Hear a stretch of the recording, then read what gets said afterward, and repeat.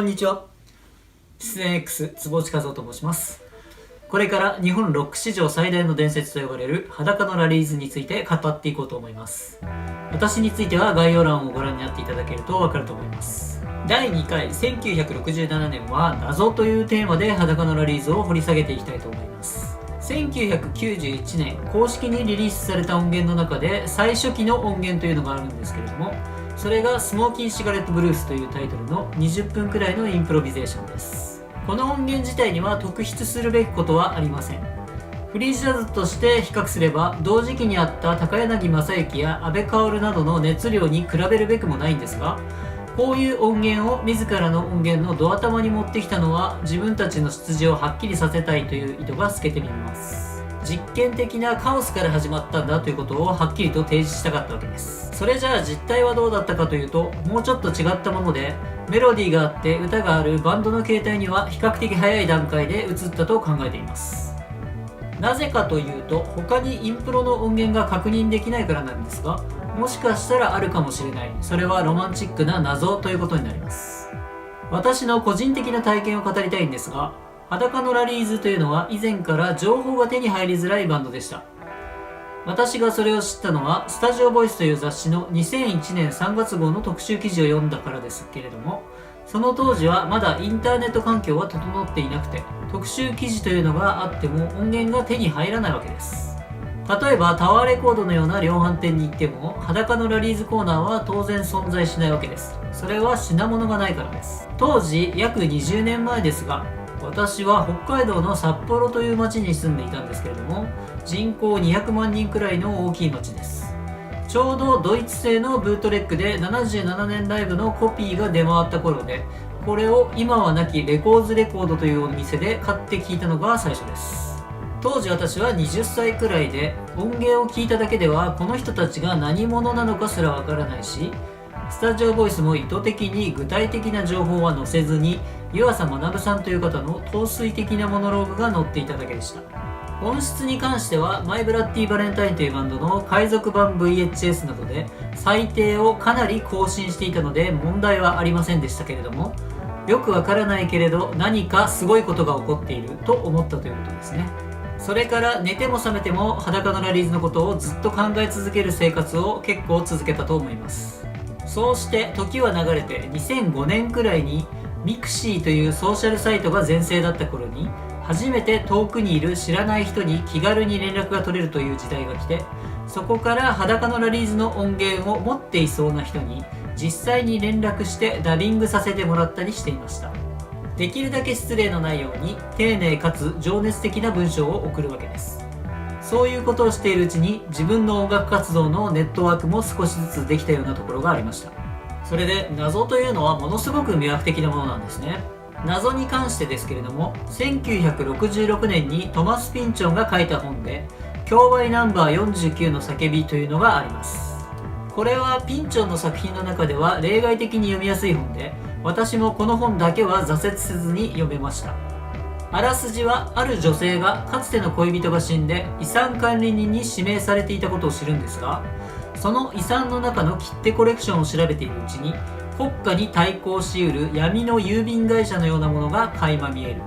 わからないが確かにその組織が存在することで辻褄が合う、蓋然性がある。それでその存在を確認すべく切手オークションで競売ナンバー49のオークションが始まる時点で物語は終わるんですけれども、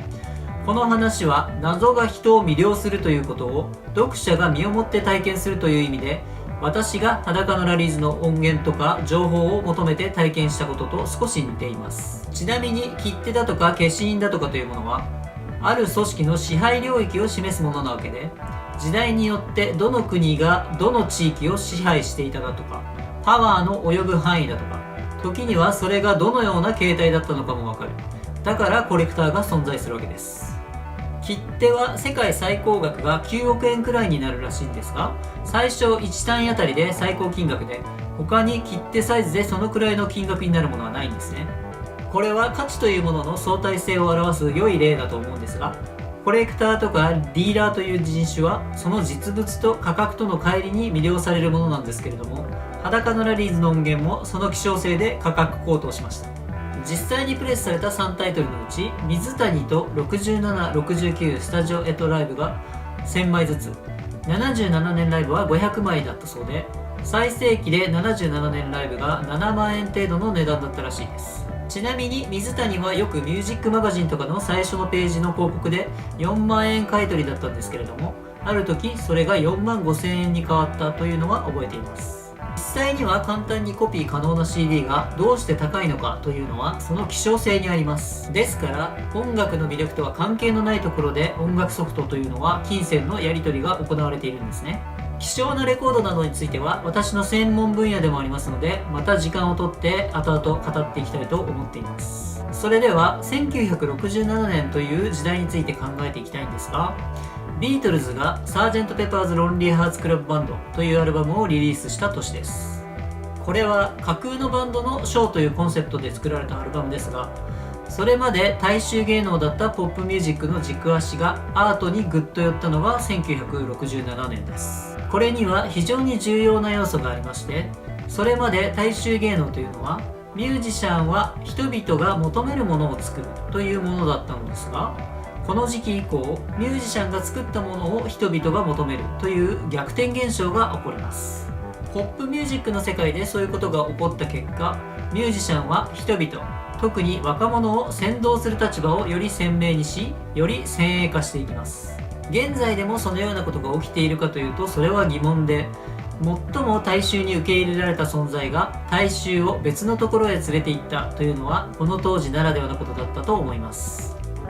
芸術の大衆への受け入れられ方が変化するときというのは、もう一点留意すべきなのは大衆が豊かになっていったということです。それは例えば印象派が出現した頃、主に都市生活者の中で初めて市民が絵画を壁に飾るくらい豊かになったという事実があります。印象派はそれまでの絵画のように支配階級のための肖像画だとか肖像画などと違って、家の壁を美しく飾るということや新しい有産階級の要望に応えるために描かれましたし、中には鋭くその社会の内情、人々は豊かになっているが市民社会の中の差別や不合理や空疎さのようなものを初めて捉えた絵画が生まれた時代でもあったわけです。豊かさが表現の多様性を生むという現象はジャンルに関係なく起こるということですね。アメリカでボブ・ディランが、ジョン・ウェズリー・ハーディングをリリースしたのが1967年ですが、それ以前の3枚のアルバム、1964年から1966年にはもっと激しい変化が起こっていました。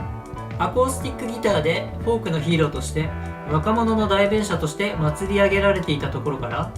いきなりエレキギターを持ってむちゃくちゃ激しい音楽をやって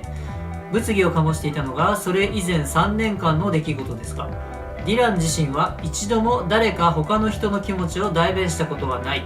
周りが勝手についてきたというようなことを言っています。要するにこの時期は大衆文化の方向性がミュージシャンとかアーティストといったものが大衆を上にいただく見せ物というところから大衆を教え導く存在へとねじれていった時期だと言えます。そしてディランも当時のインタビューなんかで非常に苛立たしげに自分の存在を否定することの無意味さなんかを吐き捨てています。大衆はいつも勝利するというのはオルテガ・イ・ガセットの大衆の反逆で暴かれているんですけれども、そうした大衆の性質はこうした音楽芸術の先鋭化に対してもものの見事に享楽して終わったということが後には言えると思うんですが、それはまだ先のことです。ディランはそうした大衆の本質を知ってか知らずか、後年ノーディレクションホームなどいくつかの映画で語るようになるまではですが、自らのことを全く喋らなかったわけです。これもまた謎であって、そのことがディランの神格化につながったというのは否定のしようがない。謎を人は崇拝するんですね。思想家の加藤修一が言うには、人はよく知らないものを深く愛することができる。しかし深く愛さないものを深く知ることはない。ということで、謎を深く愛することは可能でしょうが、謎そのものを愛することは対象を深く愛することとは違うでしょう。裸のラリーズに話を戻せば、水谷隆さんの沈黙によって確かに謎は生まれたと思いますし、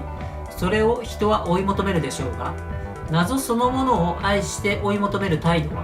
音楽や人の生き様への眼差しとしては幼稚であるので改めた方がいいでしょう。今回は第2回謎でした。裸のラリーズの初期が謎であるというのは間違いがないです。それについては当時のメンバーだとか存命の方たちに聞くしかありません。1967年という時代は大衆芸能としての音楽の立ち位置が聴き手と作り手とが逆転したターニングポイントだった。裸のラリーズはその中から生まれたということです。裸のラリーズは1967年結成で1996年まで活動が記録されており、1年ごとにテーマを決めて語っていこうと思います。今回は1967年謎でした。次回第2回1968年は革命というテーマでやっていこうと思います。気に入りましたらチャンネル登録やいいねをいただけると嬉しいです。どうぞよろしくお願いいたします。それでは坪内和夫でした。